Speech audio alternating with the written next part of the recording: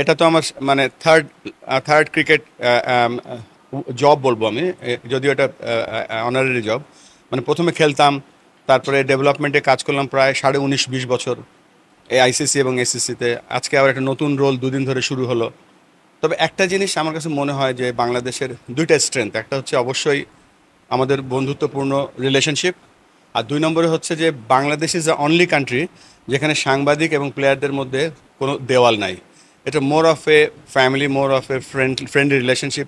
Professional রিলেশনশিপটা না না তৈরি করেও আমাদের যে সম্পর্কটা হয়েছে, আমাদের স্পোর্টসগুলি যে আগাচ্ছে, এটা আমি দুইটা পার্টিকে ধন্যবাদ দেবো। দেখেন, এই আমাদের যে সাংবাদিকরা আছে বাংলাদেশে, যারা একসময় ক্রিকেটের নিউজের জন্য আমরা কামরুজ্জামান ভাইয়ের কাছে একটা পাসপোর্ট সাইজ ছবি রেখে আসতাম, বা জালাল ভাইয়ের কাছে, তখন তো খবরের কাগজে আসতো না। পরবর্তীতে আপনাদের প্রচেষ্টায় টেস্ট স্ট্যাটাসের একটা অন্যতম স্তম্ভ ছিলেন আপনারা। এবং আরেকটা ব্যাপার যেটা বলছিলাম, যে রিলেশনশিপ, যে আমাদের বন্ধুত্বপূর্ণ রিলেশনশিপ, এটা ওই প্রফেশনাল রিলেশন। আপনি ক্রিকেট অস্ট্রেলিয়াতে যখন যাবেন, আপনাকে 1 মাস আগে বা 15 দিন আগে একটা অ্যাপয়েন্টমেন্ট করতে হয়। দুজনের মাঝে একটা দেওয়াল থাকে, একটা গ্যাপ থাকে। আমাদের ওইটা নাই। তাই বলেই আজকে আমরা মনে হয় আমরা ভালো করছি।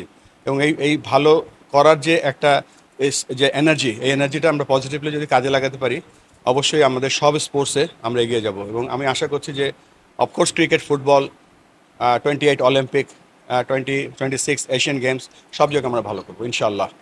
আজকে আমরা এনএসসিতে ছিলাম এই ব্যাপারে। আমরা গতকালকে আমাদের মঞ্জু ভাই এখানে আছেন, আমাদের বোর্ড ডিরেক্টররা আমরা কিছু চার্টার রেডি করেছি যে আমরা কি কাজ করতে চাই। সবাইকে কিছু কিছু দায়িত্ব দেওয়া হয়েছে। 30শে জুনের মধ্যে তারা তাদের প্ল্যান নিয়ে আসবে। তবে আমাদের যে 3টা কাজ হবে, আমরা বলছি আমরা এটা ট্রিপল সেঞ্চুরি করবো। ট্রিপল সেঞ্চুরি এই জন্য বলছি যে 100% ট্রাস্ট, 100% প্রোগ্রাম, অ্যান্ড 100% রিচ। বাংলাদেশের রিচ করবো 100%, আমরা ট্রাস্ট থাকবে আর আমাদের প্রোগ্রাম থাকবে। সো এই ট্রিপল সেঞ্চুরিটি করার জন্য আমাদের ক্রিকেট বোর্ড 3টা প্রোগ্রাম হাতে নিয়েছে। একটা হচ্ছে যে এই যে ক্রিকেট স্পিরিটটাকে আমরা আপলিফ্ট করব। 2 নম্বর হচ্ছে high performance for everything, everywhere. High performance বলতে বোঝাচ্ছি নট অনলি প্লেয়ার্স, যারা কর্মকর্তা আছে তাদের কাজটাও যেন হাই পারফর্মিং হয়।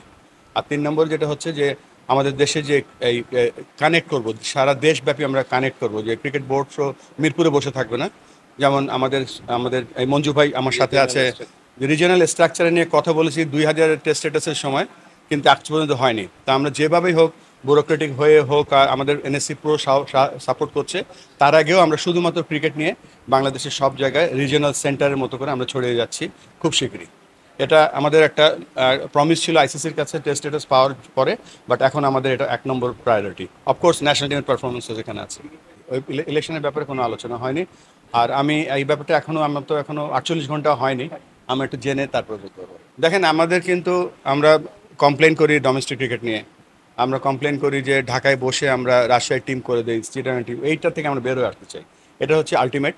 বাট আমরা গ্রাসরুট ক্রিকেটে যেন একটা গ্রামের ছেলে যেন ক্রিকেট খেলতে পারে, সে যেন উপজেলায় আসতে পারে, তারপর সে জেলায় আসতে পারে, বিভাগে আসতে পারে, আলটিমেটলি ন্যাশনাল লেভেলে আসতে পারে। সো এটা ক্ষমতার বিকেন্দ্রীকরণ নয়, ক্রিকেটের বিকেন্দ্রীকরণ করব। এবং এই জন্য এই রিজিয়নগুলোকে আমরা কিন্তু ক্রিকেট বোর্ড থেকে কোনো অনুদান দেবো না। আমরা তাদেরকে অর্জন করে নিতে হবে, তাদের পারফরমেন্সের উপরে, তাদের নাম্বার অফ প্লেয়ার্সের উপরে, তাদের ফ্যাসিলিটির উপরে, তাদের নাম্বার অফ কোচ, আম্পায়ার, সব কিছু মিলিয়ে তারা যেভাবে তারা কাজ করবে, সেই অনুযায়ী তাদেরকে ফান্ডিং দেওয়া হবে। এই ফান্ডিং মডেলটাও আমরা করে ফেলেছি। যেহেতু আমার এটা একটা নিড, এবং নিডটার জন্য আমাদের যদি যে কোনো হার্ড ডিসিশনে যেতে হয় করব, এবং এটা সকলের সাপোর্ট নিয়েই করতে হবে। বাট এটা আমরা শুধুমাত্র যদি আপনি বলেন যে অবস্ট্যাকেল যদি আসে, অবস্ট্যাকেল ক্রস করে আমরা ক্রিকেটটা নিয়ে প্রথমে পৌঁছাবো, তারপরে হয়তো রিজিয়নাল সেন্টারটা করবো। But at the moment only the goal is to reach. আমাদের যে কানেক্ট অ্যান্ড গ্রোর যে প্রোগ্রামটা আছে, আমরা রিচ করবো গ্রাসরুটে উইথ ক্রিকেট। যেমন মঞ্জু ভাই এবং আকরাম খান, এরা চিটাগাংয়ের সুপারস্টার।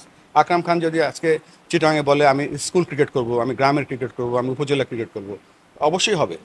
এবং মঞ্জু ভাইয়ের যে ওখানে যে ক্রিকেট যে এক্সপার্টিস, স্পোর্টিং এক্সপার্টিস আছে ওখানে, স্বপন ভাই যিনি রাজশাহীর আছেন, যিনি খুলনার আছেন, সব জায়গায় আমরা এই কাজগুলো করব আমাদের ডাইরেক্টরদের মাধ্যমে। তবে not in a bureaucratic way, but simple way to reach them with cricket. Nannu ভাই বাংলাদেশের ইতিহাসে অন্যতম সেরা ব্যাটসম্যান, আকরাম খান বাংলাদেশের অন্যতম সেরা ক্যাপ্টেন, লিপু ভাই, তারপরে হাবিবুল বাশা, এরা তো সব এক একটা লেজেন্ড। এরা সবচেয়ে বড় অ্যাডভান্টেজ, এবং অ্যাডভান্টেজ এই জন্য বলবো যে এরা এরা মাঠের চরিত্র, উইকেটের চরিত্র, ক্রিকেটের চরিত্র, ড্রেসিং রুমের চরিত্র সব জানে। তো এই ধরনের সাবজেক্ট ম্যাটার এক্সপার্টকে অবশ্যই আমাদের কাজে লাগাতে হবে। তবে এটা ঠিক যে একটা খেলোয়াড় অটোমেটিক্যালি ভালো অ্যাডমিনিস্ট্রেটর হয় না, বা একটা খেলোয়াড় ভালো কোচ স্ট্রেট ওয়ে হয় না। সেই ব্যবস্থাগুলো করব, সেই লক্ষ্যে আমি বলতে চাই, এটা আমার বলা উচিত কিনা জানি না, আমার সাথে মাহমুদুল্লাহ রিয়াদ এবং মুশফিকুর রহিম যোগাযোগ করেছে। আমি আইসিসি যখন এই বিসিবিতে জয়েন করিনি তার আগেই তারা আন্তর্জাতিক কোচ হতে চায়।